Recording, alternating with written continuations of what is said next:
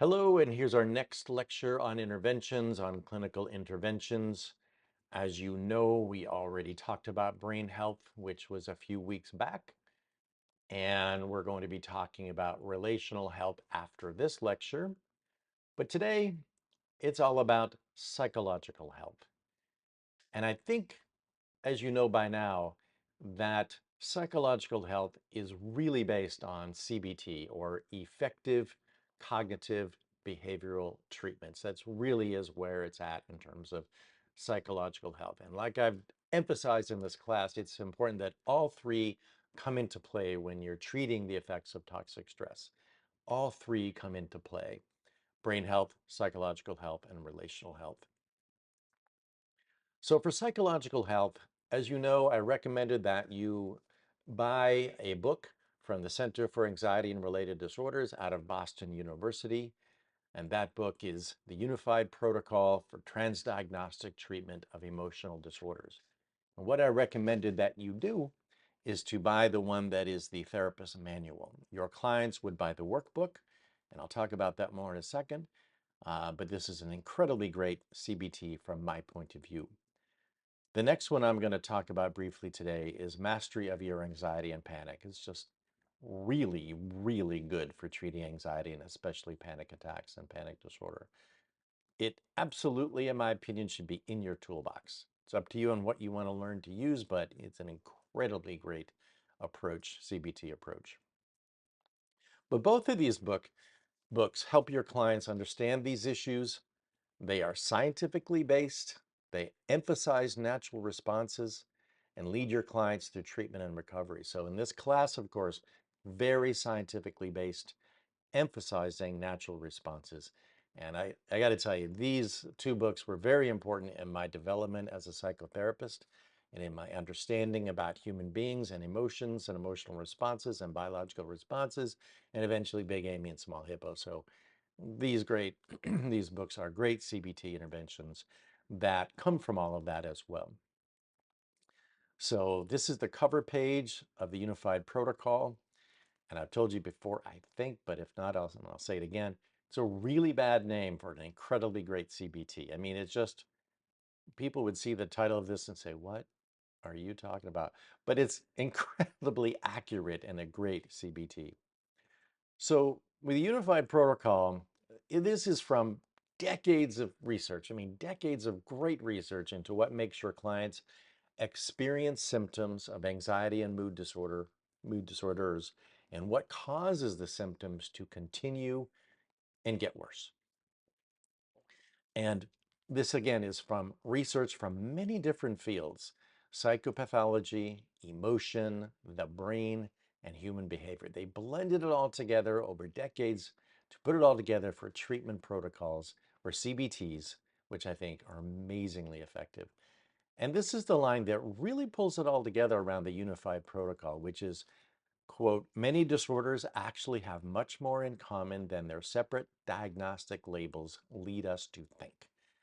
When I read that back in the day, I don't remember exactly when, I was like, really? What? Because I was, of course, you know, educated and trained to think about anxiety, and that's separate from depression, which is separate from something else like irritability, and certainly separate from happiness. And then coming together and realizing, no, they're all together. We can understand them as one, as natural emotional responses to your environment. So another quote from their book is, at their core, all of these disorders arise out of a tendency to experience emotions more frequently, more intensely, and as more distressing than someone without these disorders. This this really right there says Big Amy. I mean, it's just that this more than anything else. I mean, Big Amy, generalized anxiety, is the most common in my practice, and most common in my experience, most common what we call disorders, because it's the natural fear response, but experienced more frequently or almost all the time, much more intensively, like, oh my God, intensively. And certainly for those reasons, more distressing. There's no pathology in that. It's more distressing to live with that. And so this treatment protocol, their research, just provides a great basis for that as well. The next one that I want to touch on briefly is this one, The Mastery of Your Anxiety and Panic. That is a great title. It's exactly a great title.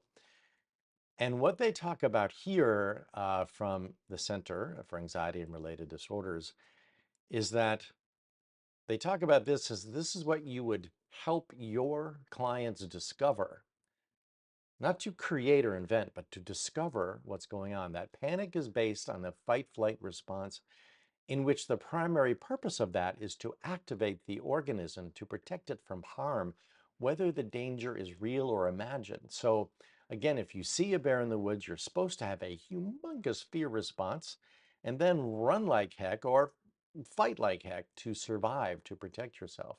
So that is a real danger, the bear in the woods.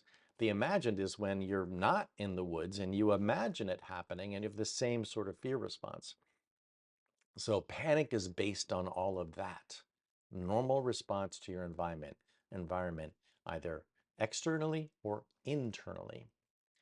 Next, they say when associated physical symptoms occur, the physical feelings of emotions occur in the absence of explanation, like there's no bear, but my God, you're having this huge fear response going on.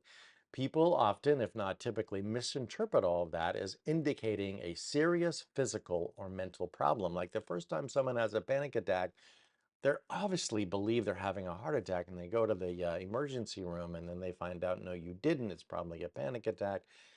And they're like, what? Oh my God. And then there's the fear of having another one. If you do have another one, also, it's also an experience like a mental problem. There's something seriously wrong with me. I must be going crazy. I actually help my clients realize you're not going to die and you're not going to go crazy. You think you might, but it's not true. It's just a huge, what I call survival fear response or a panic attack. In fact, I don't like the word panic attack and I get away from it and try to help my clients get away from the term because it doesn't help us heal to think we're having this attack of panic. It's much more realistic. It's more biologically accurate that it's a survival fear response, and this is why. So then the last thing they say is the physical symptoms themselves become threatening and trigger the fight flight response again, or panic. A panic attack, or can a lot of them, and then panic disorder can set in where it's like I'm totally afraid I'm going to have another panic attack. Now, by the way, when that happens and when it happens to a person, if they live with that for a long time, that's when suicide becomes an option. And you want to know that. You want to know that a lot of suicides are not because of depression, but because of this, because you're suffering under this intense fear all the time that you're going to have another panic attack. You can't do life. You can't do things. You just can't take it anymore. And then ending the suffering through suicide becomes an option. This is a much overlooked understanding of what happens to people. And this workbook, if you want to become great at treating panic and panic level anxiety and panic disorder, do this book. There may be others out there, of course, that I haven't found, but this one works. Do this. All right. That's it for the Center for Anxiety and Related Disorders and their two books, which I think are really effective CBTs. Now I'm going to move on to psychological health from my point of view as a clinician and my treatment protocols, what I do to treat these psychological conditions.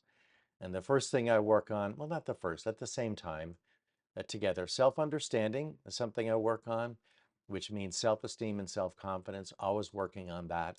And then I'm also always working on emotional understanding. JFAS, which is joy, fear, anger, and sadness, that whole primary emotion stuff, their emotional responses, and their emotional management.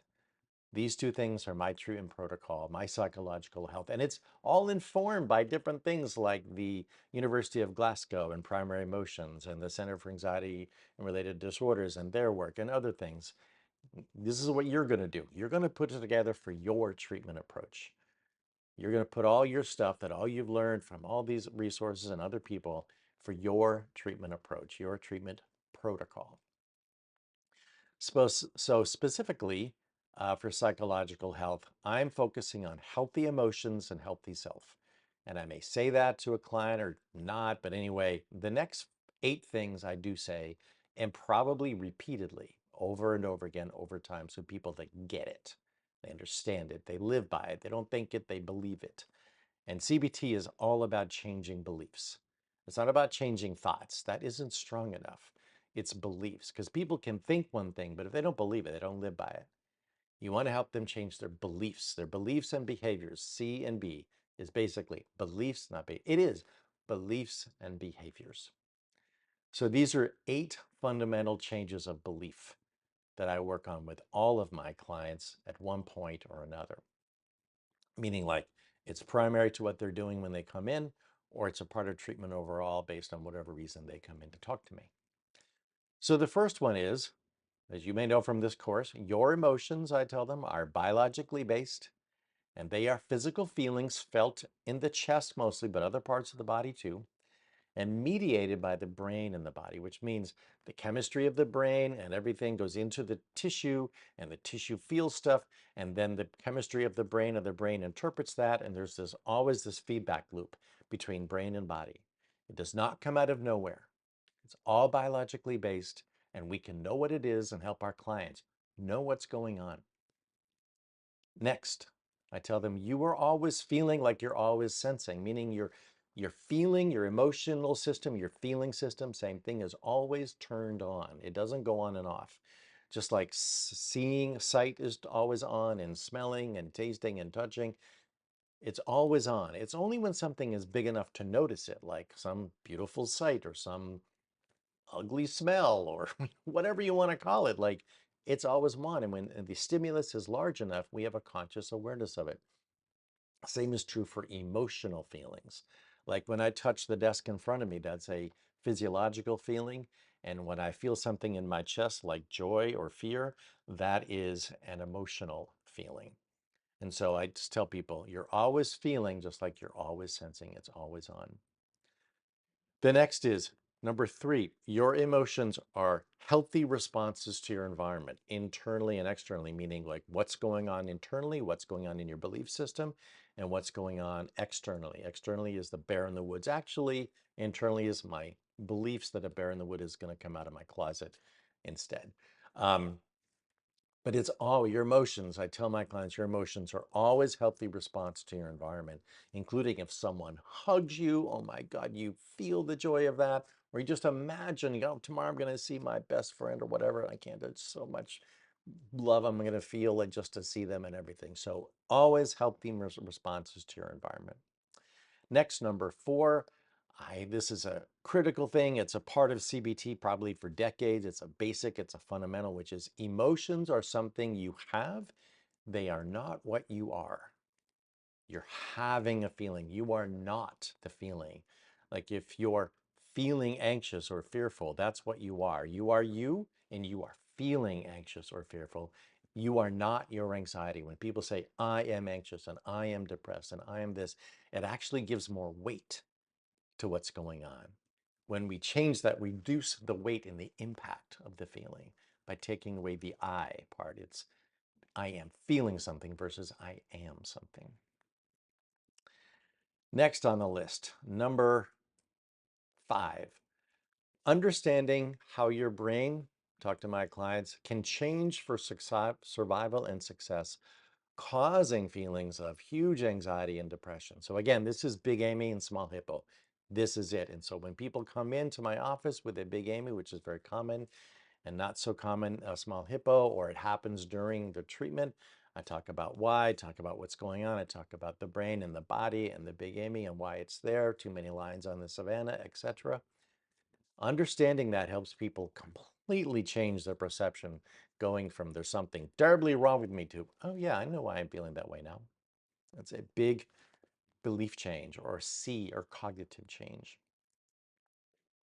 The next is learning how not to fear your fear response. That's a big deal, as well as feeling sadness about your sadness response.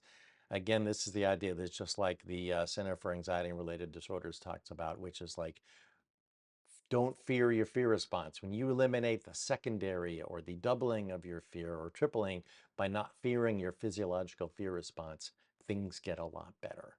So that is number 6 on my 8-point list of my treatment protocol for psychological health. Next, number 7, all of your emotions have a purpose, or they always occur to tell you something. Helping people understand that when you're always feeling, it's always happening, but when it rises to the level of conscious awareness, every one of those awarenesses of those feelings have a purpose. This is happening as a joy response to give you like, oh, I really want to keep that. That's awesome for me. This is a fear response. Oh my God, I really want to avoid that or get rid of that. I mean, that's not good for me. The joy stuff is good for me. The fear and sadness, irritability stuff, or anger response is not good for me. So all of your emotions, I tell my clients, have a purpose. They're always happening to tell you something. And lastly, and this is the biggest one, people really love this one. Most importantly, I say there's nothing wrong with what you're feeling and there's nothing wrong with you. Every time I say that, people feel a measure better. And again, all these 8 points I say over and over and over again over weeks and months until people like have it. This is psychological health. This is my psychological health. They say, this is my new reality. This is my new belief system. So to finish up here, again, psychological health is really all about CBT, and that really should be BBT because it's changing of beliefs and behaviors. Cognitive is beliefs. It's not thoughts, it's beliefs. Changing beliefs and behaviors so that people feel emotionally better, have a better life, are happier and more fulfilled in their lives. And issues related to what we typically call anxiety and depression can go away and or be completely managed well. Okay, this is everything for psychological health for me. And after this will be a lecture on relational health.